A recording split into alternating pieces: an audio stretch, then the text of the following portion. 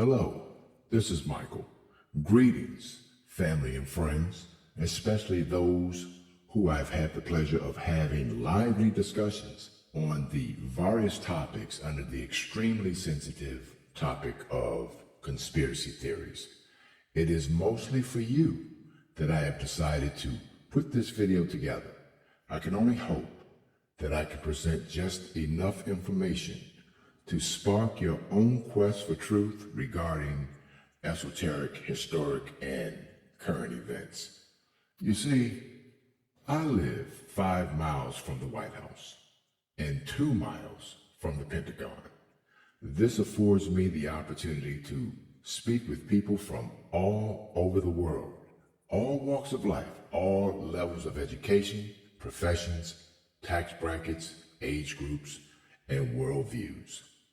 I continue to learn, no matter what position some may hold, even some with the highest academic and professional accomplishments, in addition to many who consider themselves well-read on world events.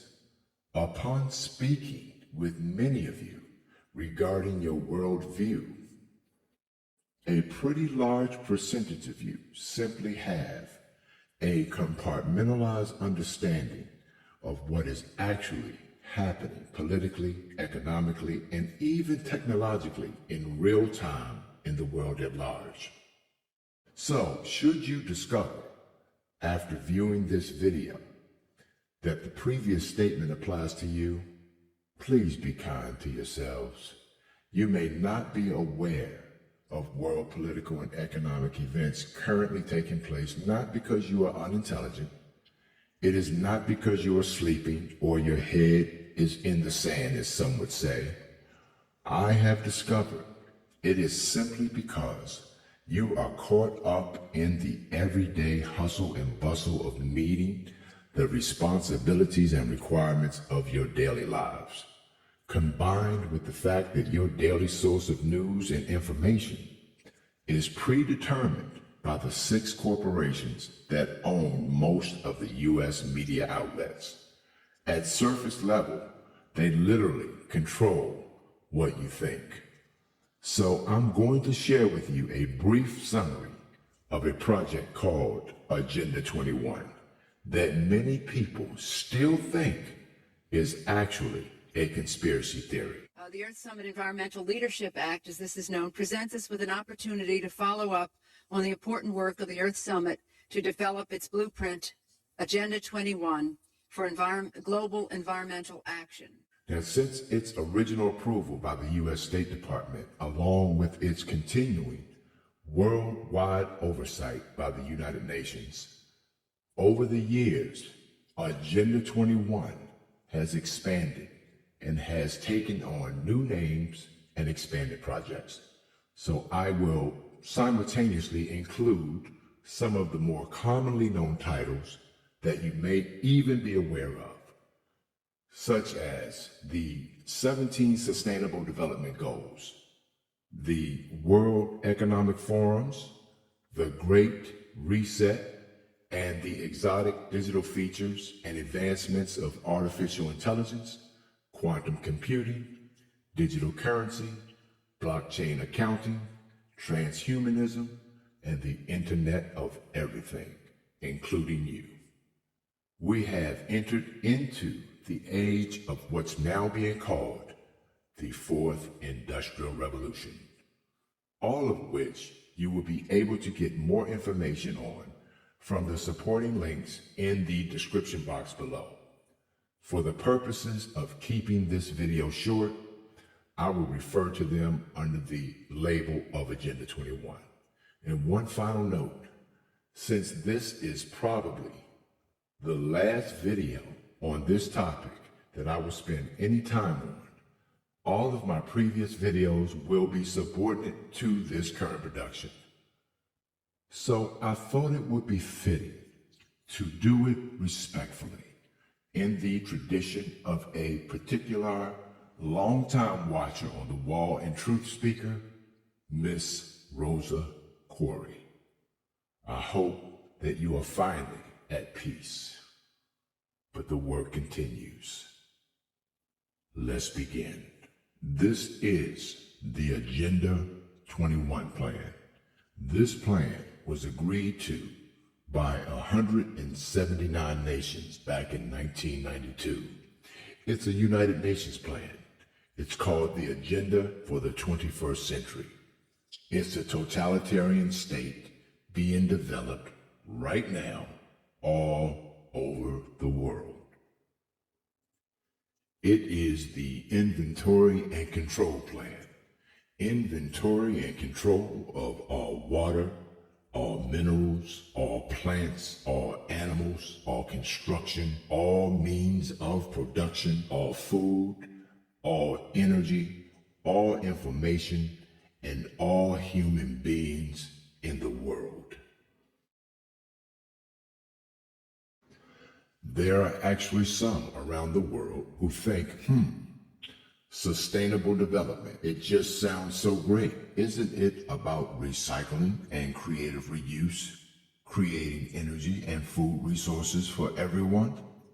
The answer is no, it really is not. It's about moving populations into city centers, concentrated city centers, clearing them out of the rural areas. All systems have to be brought into harmony in order to control them all. Because when systems don't meet, when they are out of balance or not in sync with one another, they can't be controlled centrally. The goal of Agenda 21 is a one-world government, total control from a central unit. Every nation that has signed on to Agenda 21 has its local Agenda 21 plan. In all appearances, most people in the United States are completely unaware of this. When I actually go out and talk about this, it's not unusual for me to be completely dismissed. At times, I have even been verbally attacked and called a conspiracy theorist, which is absolutely ridiculous. It's a conspiracy, but it's not a theory. It's a fact. The walls between the countries with the most and those with the least cannot stand. The walls between races and tribes, natives and immigrants, Christians and Muslims and Jews cannot stand.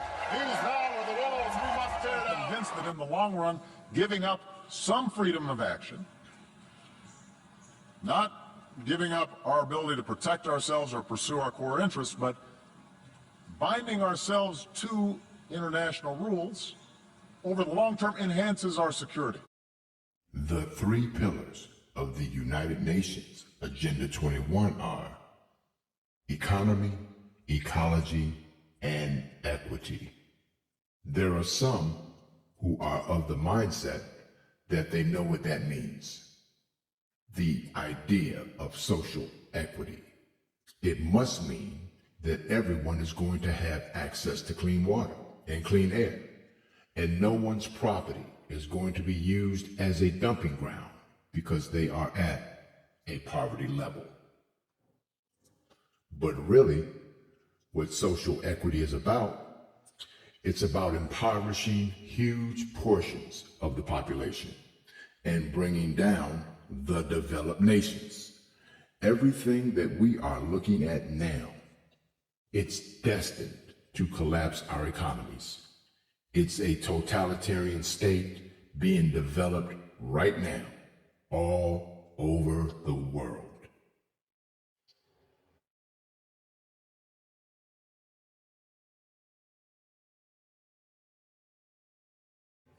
What major corporations want in this fascist development is to be able to have full movement of workers without borders and without boundaries, to be able to move their goods through without regulation and to reduce wages. So this is the goal, and this is what you'll find with social equity, and of course, economy and ecology. These are the three circles: economy, ecology, and social equity. Where they meet in the center is balance. But really that balance is a communitarian balance.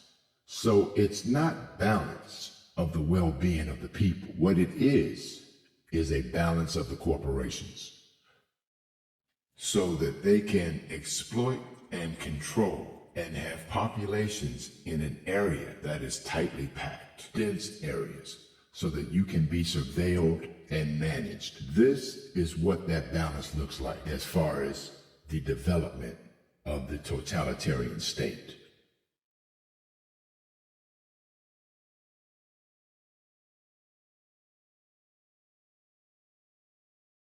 Literally, as I speak these words, in the year of 2023, there are now millions upon millions of surveillance cameras, monitors, and sensors tracking the movements of its citizens. There is an array of CCTV cameras with facial recognition, automated license plate recognition, and infrared capabilities. There are Wi-Fi sniffers that collect identifying addresses of network devices, management systems that gather identifying information like your ID number, photo, ethnicity, address, and vehicles are subject to location trackers 24 hours, 7 days a week. What appears to possibly be replacing our constitutional rights is an emerging totalitarian technocracy. The digital stage that is being set is ripe for unchecked human rights abuses and eventually may become our digital prison.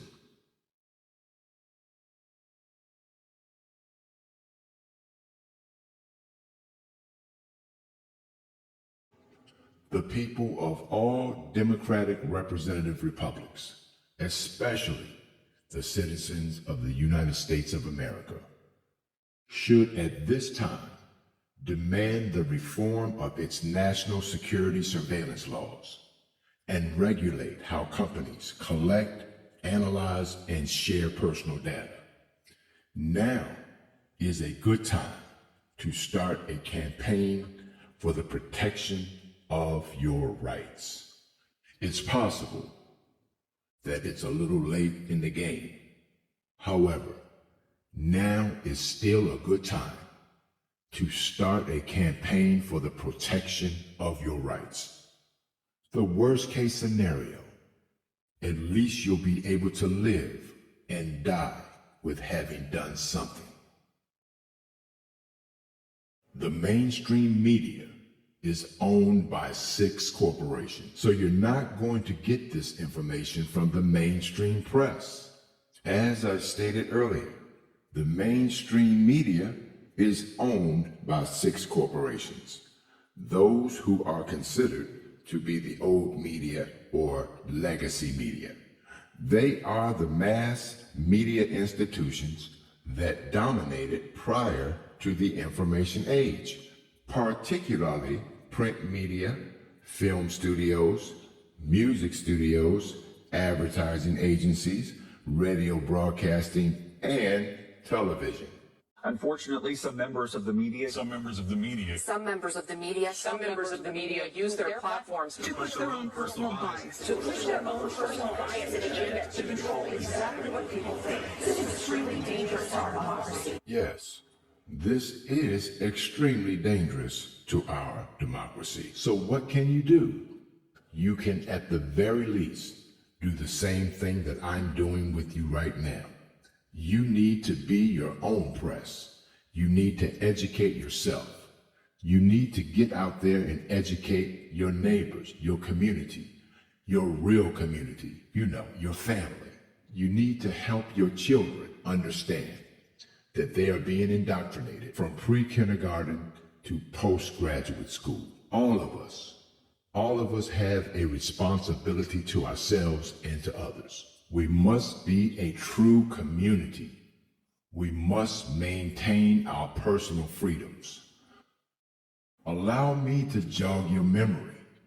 Right now, we are still free. We are free, and we need to continue to be free. This new digital technology will not be stopped. However, we currently still have a representative government, though it may seem to have been greatly eroded. However, we still need champions to continue the fight for our inalienable rights. Will you play a part in that? Many of the defining events of today is often attributed to the signing of the Federal Reserve Act, which was signed into law by President Woodrow Wilson, December 23, 1913. A quote that is famously attributed to President Woodrow Wilson in 1919 reads as follows: "I am a most unhappy man. I have unwittingly ruined my country. A great industrial nation is now controlled by its system of credit. We are no longer a government by free opinion, no longer a government by conviction and the vote of the majority, but a government by the opinion and duress of a small group of dominant men."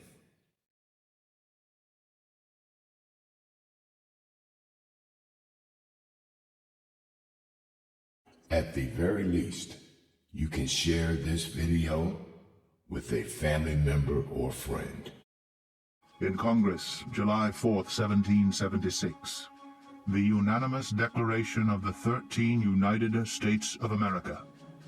When in the course of human events it becomes necessary for one people to dissolve the political bands which have connected them with another, and to assume among the powers of the earth the separate and equal station to which the laws of nature and of nature's God entitle them, a decent respect to the opinions of mankind requires that they should declare the causes which impel them to the separation.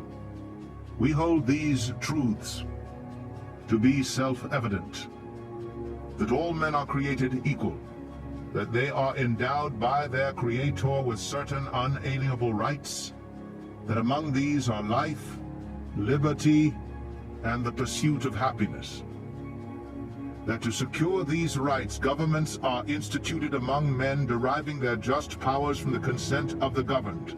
That whenever any form of government becomes destructive of these ends, it is the right of the people to alter or to abolish it, and to institute new government, laying its foundation on such principles and organizing its powers in such forms as to them shall seem most likely to affect their safety and happiness. History is truly at a turning point. It's the beginning of a global mobilization effort to rally our forces behind this great reset initiative. Energy systems, food systems, and supply chains will be deeply affected. We will destroy, unfortunately, a lot of employment.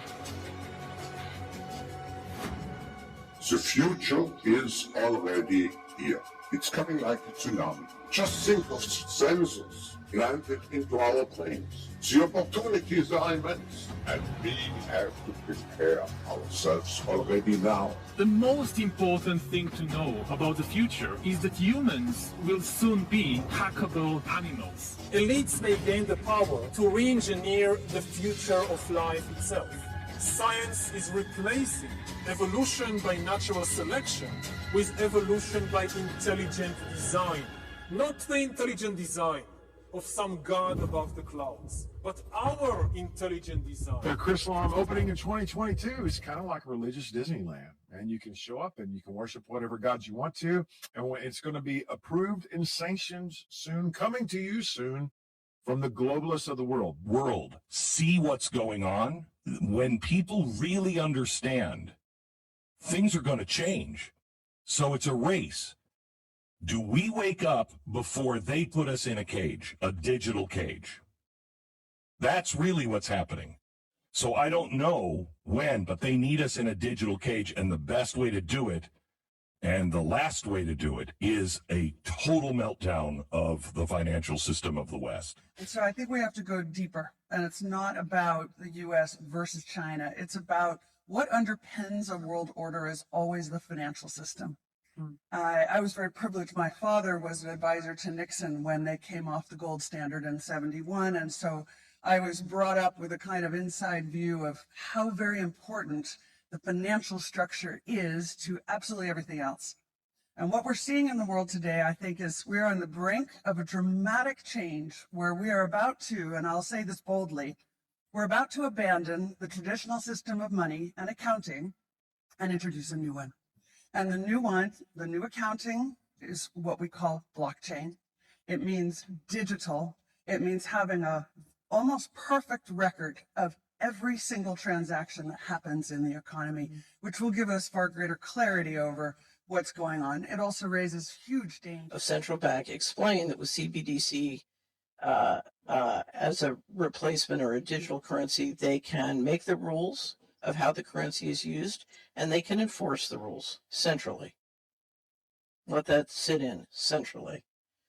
So one great activist said that the implementation of the passports is the end of human liberty in the West, and that is in fact true if we let this control grid go in. Robert F. Kennedy says you can't stop tyranny by complying. And so what I ask you, we cannot comply with the mandates. We cannot comply with the passports. We cannot comply with any part of a financial control grid, whether they change the name from passports and do it with biometrics and ID, whichever way they do it. So this is the fight for freedom and liberty. And what I will tell you again as an investment advisor, most of our wealth in the West comes from the benefits of freedom. And when you give away freedom, you give away anything. When the World Economic Forum says it's 2030 and you have no assets and you're happy, what I hear is it's 2030, we have stripped you of your assets, which may include stripping you of your children, and you're mind controlled. Ladies and gentlemen, don't let that happen. So basically they're coming after your land and they're going to start 15-minute cities. And their slogan is just transition. Where did that come from? Well, it comes from a group called the C40, Cities 40. They are trying to make certain cities, almost all major cities in the world, 15-minute cities. And for us rural folks, they have planned to land grab. How will they do this? They are starting to make changes in our land use bylaws without our knowledge, without any votes or anything. This is a time to get involved because they have not passed this yet and they want to pass it September this year. Everybody in rural communities, everyone in large cities, start calling your mayors. I was talking to one of my friends. He is an attorney and owns a successful practice, and he said that he's having to hire a whole bunch of new lawyers because his firm is filing thousands, not hundreds, thousands of eviction notices and foreclosure notices per week in the state of Georgia and 3 other states. Did y'all hear me? Thousands. Like, real talk, it's really looking scary like 2008, 2009. And what I want to know is, where are these people going to go stay? Like, for real, why is this not what's being discussed on the news every night? Like, we have a really bad housing crisis in this country. And, I've talked and said all this stuff about BlackRock and all these people buying up these houses to rent. Maybe there's going to be some big, huge government contract for Section 8 expansion. Because it's going to be further and further. There are going to be more and more restrictions. Once it's established with digital ID and digital currency, people are going to be totally controlled by the elite. What is the next step? Yeah, I would like to answer that. You are indeed right. COVID was just, like I said yesterday, a test balloon, and the lessons they learned from this, namely, how did they fail and where did they fail to get the people to just do what they were told to, comply. And they will take this to the next level. So we're talking, of course, about digital ID, and it's in preparation. We're already talking about this. The Parliament circumvented itself pretty much by taking, with a large majority, a vote to not even involve Parliament. It goes directly behind closed doors to negotiate the digital ID. The next thing we will be seeing is, of course, CBCD, the digital state currency. That will be the ultimate blow to depriving us of all of our freedom and privacy. And and of course, these 15-minute ghettos that I already talked about yesterday. These are the next steps. And once again, I want to make it clear, we're not talking about some future projects 40, 50 years down the line. We're talking about as in right now that they're working on. And once again, we need the people on our side on this to fight this, to raise awareness, and to let their government, especially the national governments, know they will not deal with that and they will not accept this. That's what we need the people for. Thank you. Invasive technologies such as facial recognition cameras, license plate readers, smart lights, smart poles, smart cars, smart neighborhoods, smart homes, and smart appliances, all connected to wireless networks and communicating with each other. So what's wrong with that? Technology is good, isn't it? All this is for your safety, security, and convenience, isn't it?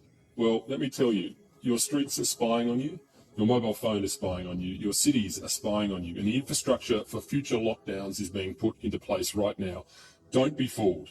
You're being set up to be tracked through your movements and through the future of your digital wallets. By handing over your data, you're handing over the ability to monitor your behaviour, which will soon be turned into a social credit score. And once the central bank digital currencies are in place, you won't get to spend your money without approval. Digital ID will soon become a reality in Australia. Many other countries are already rolling these systems out, countries like Canada, Scotland, and many others. Eventually, you won't be able to access any government or public services, and you won't be able to travel across borders or access healthcare or the internet without a digital ID. Think you won't comply? I think you will. The last 2 years were the dress rehearsal and we fell for it hook, line and sinker. Australians are sleepwalking into this technocratic future. And while we're sitting around scratching our chins trying to work out whether this is really happening, Australia is drifting towards a dystopian digital future.